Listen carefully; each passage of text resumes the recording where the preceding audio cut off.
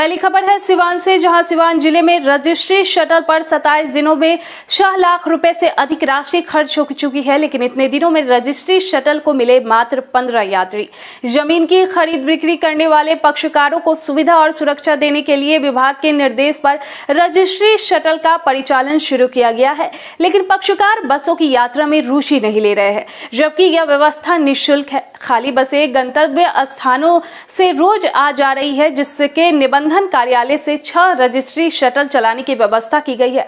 19 सितंबर को निबंधन कार्यालय सिवान सहित अन्य के लिए बसों को समाहर न्यायालय से हरी झंडी दिखाकर रवाना किया गया था। बसों का रूट, चार्ज और समय का भी निर्धारण किया जा चुका है। निबंधन कार्यालय में पक्षकारों के बैठने के अलावा रजिस्ट्री दस्तावेज तैयार करवाने आदि की भी व्यवस्था की गई है।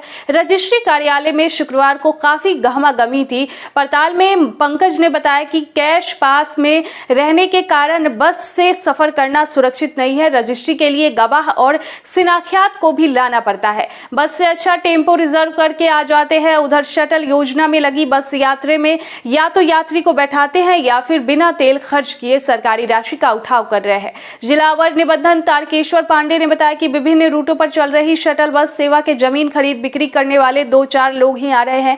विभाग द्वारा जारी पत्र के आलोक में शटल बस सेवा का परिचालन प्रतिदिन निर्धारित रूटों पर किया जा रहा है। हालांकि विभाग की ओर से लोगों को लगातार जागरूक भी किया जा रहा है। लोग अपने अनुसार निजी वाहन से आ रहे हैं, इसी वजह से लोग बस की सवारी से कतरा रहे हैं। अगली खबर, दीपावली के पहले बिहार के किसानों को त्योहार का तोहफा मिला है। पीएम किसान सम्मान निधि योजना 12वीं किस्त जारी कर दी गई है। बिहार के 8 लाख किसानों को इसका फायदा मिला है। 12वीं किस्त की 2000 की राशि डायरेक्ट बेनिफिट ट्रांसफर डीबीटी के माध्यम से किसानों के खाते में ट्रांसफर कर दी गई है। प्रधानमंत्री नरेंद्र मोदी ने पूसा स्थित भारतीय कृषि अनुसंधान संस्थान में आयोजित किसान सम्मान सम्मेलन में कंप्यूटर का बटन दबाकर पीएम किसान सम्मान निधि की 12वीं किस्त की राशि जारी किया।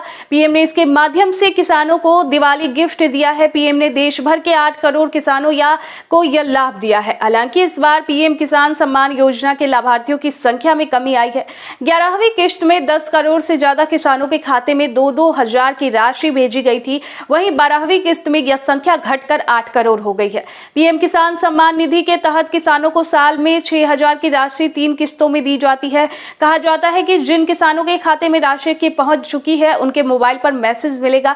राशि नहीं मिलने पर किसानों के हेल्पलाइन नंबर पर संपर्क करने की सलाह दी गई है। जिन किसानों के मोबाइल पर मैसेज नहीं मिला है, उन्हें अपना बैंक अकाउंट चेक करना चाहिए। अकाउंट में दिया गया आधार नंबर और अन्य जानकारियों की पड़ताल करनी चाहिए। सूचना में कोई अशुद्धि होने की वजह से राशि खाते में नहीं पहुंचेगी। प्रधानमंत्री ने 3 लाख से ज्यादा खाद्य दुकानों को प्रधानमंत्री किसान समृद्धि केंद्र के तौर पर विकसित करने की घोषणा की है। अगली खबर, बिहार की राजधानी पटना में अपराधियों ने नई दिल्ली हावड़ा दुरंतो एक्सप्रेस में लूट की वारदात को अंजाम दिया है। नई दिल्ली से कोलकाता जा रही गाड़ी संख्या 12274 दुरंतो एक्सप्रेस में बंदूक के सहारे बदमाशों ने चलती ट्रेन में यात्रियों से सामान और रुपए लूट लिए। यात्रियों को लूटने के बाद बदमाश चैन खींचकर फरार हो गए। यात्रियों ने बताया कि रविवार रात करीब 3 बजे ट्रेन पटना से आगे निकली थी कि बोगी में पहले से सवार गिरोह के लुटेरे ने चैन खींची। ट्रेन के रुकने के बाद लगभग 20 हथियारबंद बदमाश ट्रेन की 2 बोगी में घुसे और लूटपाट शुरू कर दी। ट्रेन में लूट की वारदात को दानापुर के कुशेश्वर और मझौली हॉल्ट के बीच अपराधियों ने अंजाम दिया। लूटपाट की घटना में किसी के घायल होने की पुष्टि नहीं की गई है। दानापुर आरपीएफ टीम ने घटना की पुष्टि करते हुए बताया कि रविवार रात करीब 3 बजे हथियारबंद बदमाशों ने दुरंतो एक्सप्रेस की 2 बोगी में लूटपाट की। सीनियर कमांडेंट प्रकाश कुमार पांडा ने बताया कि जब सुबह 4 बजे ट्रेन जसीडीह पहुंची तो लूट के शिकार यात्रियों ने जीआरपी थाने में शिकायत दर्ज कराई। प्राप्त जानकारी के अनुसार ट्रेन के पटना जंक्शन से ही कुछ अपराधी सवार हुए थे और पूर्व निर्धारित प्लान के जरिए ट्रेन में चेन पुलिंग की, जिसके बाद अन्य हथियारबंद बदमाश भी बोगी में घुस गए। यात्रियों ने बताया कि कई यात्रियों से कैश और सामान की लूट की गई। आरपीएफ ने लुटेरों की पहचान और कार्रवाई के लिए विशेष टीम की गठन किया है। दुरंतो एक्सप्रेस समेत कई प्रीमियम ट्रेनों में बढ़ रही आपराधिक घटनाओं को देखते हुए ट्रेन में आरपीएफ की सुरक्षा बढ़ा दी गई है। आरपीएफ के वरिष्ठ अधिकारियों ने बताया कि अपराधियों को जल्द गिरफ्तार किया जाएगा और लूट का सामान भी बरामद किया जाएगा। जसडीह और दानापुर की आरपीएफ की संयुक्त टीम इस मामले की जांच में जुट गई है। यात्रियों ने उनका सामान का विवरण कर लिया है। अगली खबर, बिहार में धूमधाम से मनाए जाने वाले महापर्व छठ पूजा में इस बार लोगों को मुश्किलों का सामना करना पड़ सकता है।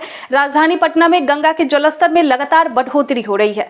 नदी का जलस्तर खतरे के निशान के ऊपर चल रहा है। छठ पूजा से कुछ दिन पहले तक अगर यही हाल रहा तो पटना में लोगों को तालाबों में ही छठ मनाना पड़ सकता है। पटना के गांधी घाट पर नदी का जलस्तर 1.5 मार्ग से ऊपर चल रहा है। ऐसे में हर साल की तरह इस बार घाटों पर छठ पूजा संभव हो पाना भी सवालिया निशान लग रहा है। स्थानीय लोगों ने बताया कि गंगा के जलस्तर में अब तक कोई कमी दर्ज नहीं की गई है।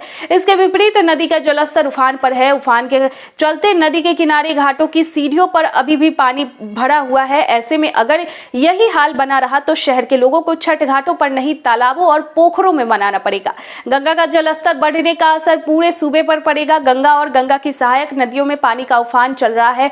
नदियों के उफान के चलते का एक कारण बीते दिनों सूबे के अलग अलग हिस्सों में हुई बारिश को माना जा रहा है। अगर यही हाल बने रहे तो इस बार लोगों को नदी के किनारे छठ मनाने से रोका भी जा सकता है।